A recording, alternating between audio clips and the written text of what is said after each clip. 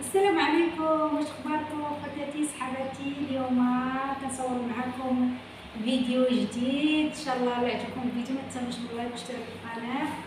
كنصوروا لكم من دارنا، كنصور لكم من مدينه من المدن ديال مصر طلعنا ليها اسمها قمصه. مصيف قمصه يا جماعه، مصيف قمصه، مصيف جميل. اول مره اجي. شوف انا عمري اكتر من 60، عمري ما جيته الا مره واحده وانا عندي يمكن 30 سنه، قعدت فيه يومين ومشيت. دلوقتي طبعا حصل فيه تجديد وتغيير حلو قوي. قلنا نجرب بقى ايه المصايف عشان اوريكم المصايف، مش اسكندريه ولا راس البر بس ولا مرسى مطروح ولا القاهره ولا كل مصيف يا جماعه ليه جماله، ليه مميزاته وجماله. حتى هي اول مره تعرف المصايف دي. انا اول مره قلت اعرفها بقى. نيجي ونعمل اكلنا وحاجتنا. مرحبا بكم، اتفضلوا معانا. اتفضلوا معانا. نعمل اكلنا وحاجتنا زي ما انتم شايفين، وايه ونشوف الاجواء، هتتمتعوا بالاجواء اللي بنقول لكم عليها. احنا الرز احنا عملناه سويت صغير في المطبخ زي كما انتم شايفين. مطبخ ورايا هو غرفه جوه فيها سريرين زي ما قلت لكم، والصالون مطبخ ورانا، كوزينه ورانا، كوزينه فيها والحمام ورا لوحده، فيها الثلاجه بطبيعه الحال، فيها فوق هذه يعني بالكهرباء، يعني بالفرن بالكهرباء، بوتاجاز بالكهرباء، نقطة كهربائية. وعملت الرز هنا، ورحت جبت الحوت شويته برا والسلطه، وجبت سمك بولتي افتحي خيار وهذا، عملت شلاضه هنا. يعني طلعنا نغيروا شويه قبل العيد. احنا ما جبناش حاجه من بره الا ايه؟ الا سمك البولتي. سمك بولتي يا جماعه جميل جدا، كبير زي ما انتم شايفين، معمول يعني 2 طالعين كيلو تقريبا ب 105 جنيه الكيلو، ب 100 جنيه. سمك بولتي معمول جاهز، يعني نقيه ويشويه بعد نص ساعه نروح ناكله. القمصه دي هنوريكم الاجواء برا المدينه. هنسعى عشان اول يوم النهارده نتغدى، بكره شهر نفطر في الفندق، هنوريكم الفطار شكله ايه. فندق نفرتيتي بجمصه ان شاء الله. فندق نضيف، فندق ليه مستوى حلو جدا، حاجه تشرف بصراحه. ان شاء الله هنوريكم برضك شط البحر والمكان، هنوريكم الاسواق هنتجول فيها. ان شاء الله اتمنى الجوله بتاعتنا والرحله دي تتمتعوا بيها، ونحاول نوريها لكم على الطبيعه. قنواتنا رحلات واكلات وجولات وجولات من الشوارع، يعني جامعين لكم فيها. بالنسبه لي انا كنوريكم الثقافه المصريه، ان شاء الله لما نسافر المغرب نوريكم الثقافه المغربيه واكله مصريه واكله مغربيه. وقناه يوميات عادل السعديه حتى هي نفس النظام. وبرضك واحنا بناكل هنشرح لكم. اولا قمصه دي مدينه ساحليه زي اسكندريه، زي راس البر، زي منروق، بس شعبيه شويه. ما فيهاش شاطئ، فيها شواطئ بحر، في شاطئ نيلي برضك هنتاكد منه الكلام ده موجود ولا لا. خد الفلوس عشان نحط السمك. خد الفلوس. فهنوريكم يا جماعه واحنا بناكل برضك، هشرح لكم قمصه دي تبع محافظه الدقهليه او مدينه المنصوره، عاصمتها مدينه المنصوره. يعني محافظه الدقهليه عاصمتها مدينه المنصوره. هو اشرح لك. هي المحافظه بتاعت مدينه المنصوره. على عمان. ايوه، ما انا عشان انا دارس الحاجه دي وعارف بلدي معايا. وفي نفس الوقت فيها مصيف برضه، في زي راس البر كده تبع محافظه دمياط. بورسعيد فيها مصيف برضه تبع محافظه بورسعيد. بلطيم فيها مصيف. بلطيم دي ما رحتهاش خالص، بس ان شاء الله هوريها لكم، اجواءها جميله جدا ان شاء الله. انا بروحها برضك بس الجو يعني ايه زحمه، ما بحبش انا الزحمه قوي في المصايف. دلوقتي لسه هيزحم الاسبوع الجاي، فلحقنا نفسنا ان احنا نيجي نستمتع ونمتعكم معانا في المصيف. شايفين يا جماعه هدوء، مفيش بقى ولا زعيق ولا حد بيهلل ولا كلام من ده. مكان جميل وهادي، مريح للاعصاب. ان شاء الله برضك يعني ايه هنصور لكم اجواء الاسواق واسعارها. انا هوريكم مدينه ساحليه. المغربيات اللي عايشين هنا ممكن يجيو ليها، مدينه زوينه بزاف.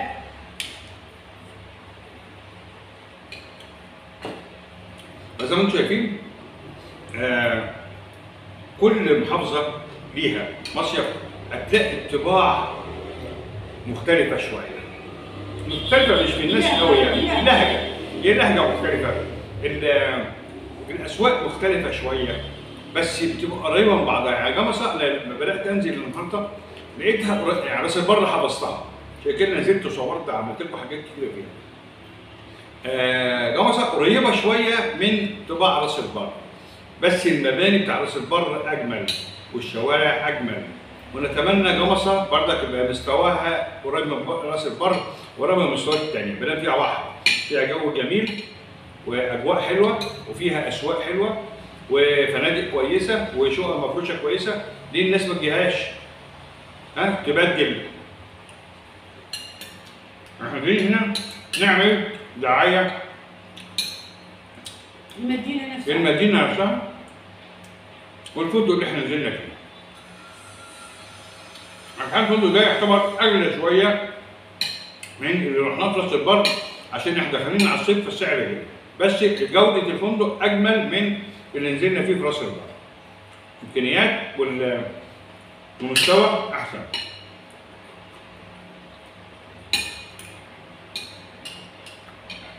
يعني انا كنتكلم عن تجربه. انا كنتكلم عن تجربه. يعني الفندق بالنسبه لي انا جاني نظيف، نظافه، اهم شيء النظافه. نضيف وجديد.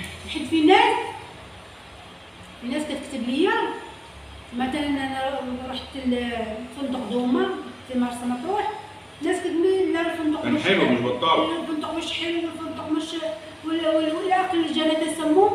انا بتكلم عن التجربه اللي انا فيها، انا بتكلم عن تجربتي. لا ده ناس كانت بتتكلم اللي انا فيها، يعني الوقت اللي كنت فيه او البيريود اللي كنت فيها. طبعا في شركات بتضرب شركات، احنا بنجيب لكم الواقع اللي موجود دلوقتي. الواقع اللي موجود دلوقتي كل ده تمام؟ قولي رايك ايه؟ رايك ايه في السمك؟ طعمه ايه؟ سمك قلت يا جماعه ده كبير، حجمه حلو، ممكن يكون غالي شويه، بس مندوب بقى هنعرف. المحافظه هنا بتشوي على جريل، على الشوايه زهر. غير المحافظه بتاعت دمياط او راس البر شوينا على الحطب، فرن الحطب. الطعم يا جماعه مختلف، ايه رايك في الطعم؟ السوا بتاع الراجل ده حلو. الحوت زوين، طعمه معسل وزوين.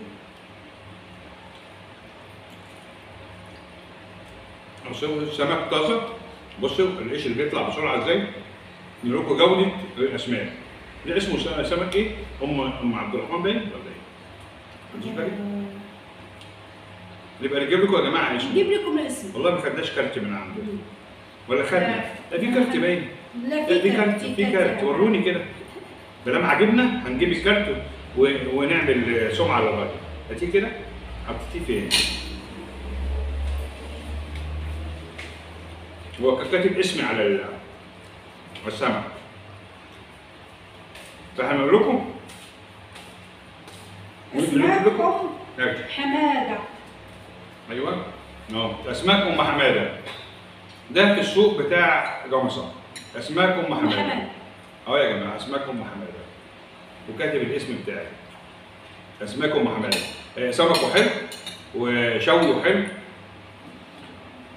حاجه كويسه بنقول لكم عليها تجيبوا منها وتعملوا. كل ما نلاقي حد نضيف وسعره حلو كل يلا سمك.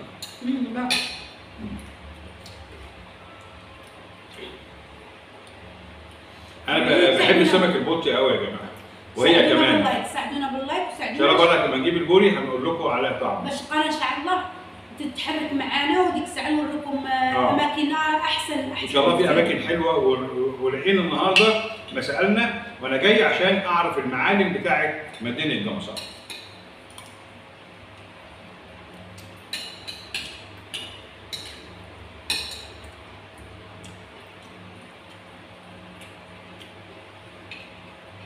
فالنهارده تكوننا كده بسرعه، جبنا اللي ناقصنا عشان نقدر نعمله. يعني جبنا رز وعملناه، وسلطه. الخضار يعني شبه غالي شويه، لكن الفاكهه غاليه. الفاكهه غاليه. انا كنقول لكم الحاجه، كنقول لكم الزوين والخايب. الفاكهه الاسماك حلوه مش وحشه، بالنسبه للسعر والجوده حلوه. حتى الخضار غاليه، لان انا في القاهره كنشري الطماطم ب3.5، هنا لقيتها ب7. 3.5 أو 5 أو 5 فايتاش السعر، هذا السعر.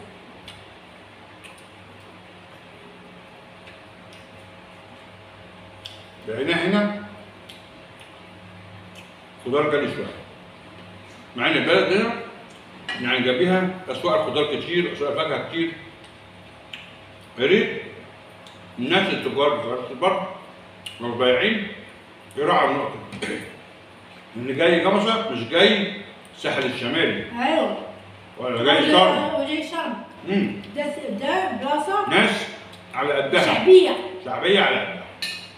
هو المصرف هنوريكم اجواءه في بعض الشواطئ الرخيصه وبعض الشواطئ الخاصه. يعني بكره ان شاء الله في شاطئ خاص تبع الفندق، كان هم ادونا الكارت بتاعه، ما قدرناش نروح النهارده. يمكن لو عرفنا نروح بالليل بعد ما نستريح، عشان قايمين من 5 الصبح. ركبنا، مفيش اتوبيس دلوقتي بيطلع من القاهره لجمصة، لسه ما اتحددش. دلوقتي بينزل اخره المنصوره. بين المنصوره وبين جمصة حوالي 55 كيلو. بننزل ناخد ميكروباص تاني يودينا داخل جمصة من المنصوره او من طلخه. ده اللي عرفناه. طبعا التجارب جميله والفسح جميله. طبعا كنا شايلين الشنطه حاجات تعب، بس بتلاقي الناس لما تشجع وتعمل لك لايكات وتكتب لك تعاليق زوينه، كتشجعك انك وتشترك عندنا في القناه. كتشارك عندنا في القناه، كتشجعك انك تتعبي وتوريهم اماكن، واخا يعني المصاريف انا بخلص عليهم. بالنسبه للقناه لسه باقا ما كتدخل لنا ولا شيء. هادشي كله من لحم الحيز كما كيقولوا. طبعا السفر والفسح دي بتكلفنا يا جماعه، بتكلفنا جامد. ساعدونا عشان القناه تولد على الاقل. كل ما يجي دخل من القناه لينا كل ما هنوريكم حاجات احسن. ونروح اماكن ثانيه ونخش في زوارق، عشان لما تروحوا مصيف ما هقول لكم ما يتكلفش كتير، اقول لكم تروحوا فين وتيجوا منين.